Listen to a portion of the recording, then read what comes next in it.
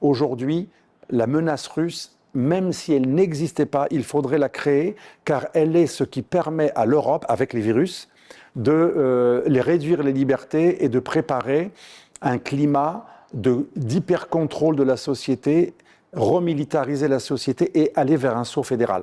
La seule chose qui permet à l'Europe de détruire les nations, ce qui reste de la souveraineté, dont les peuples veulent encore leur souveraineté. Mais la seule chose qui permet à l'Europe d'écraser les peuples, de les faire taire, de faire des nouvelles lois qui réduisent la liberté d'expression comme le DASU et tout ce qu'ils ont fait au niveau européen ces derniers temps, hein, le Digital Act, là, vous savez, sur le contrôle des propos sur Internet, etc.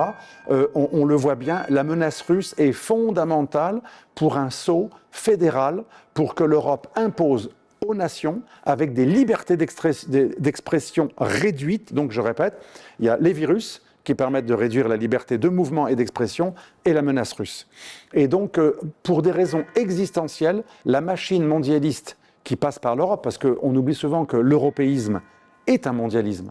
Il y a plusieurs formes de mondialisme, mais l'européisme, c'est le mondialisme à l'échelle du continent européen qui a pour but un jour d'aller jusqu'à la Russie. Donc existentiellement, le mondialisme européiste, donc le fédéralisme européen, a pour vocation un jour à détruire l'empêcheur de tourner en rond antimondialiste qu'est la Russie. La Russie, en gros, c'est le dernier peuple blanc, mais qui a la plus grande surface territoriale, qui empêche l'Eurasie d'être totalement dominée par les puissances anglo-saxonnes et par l'idéologie mondialiste occidentale.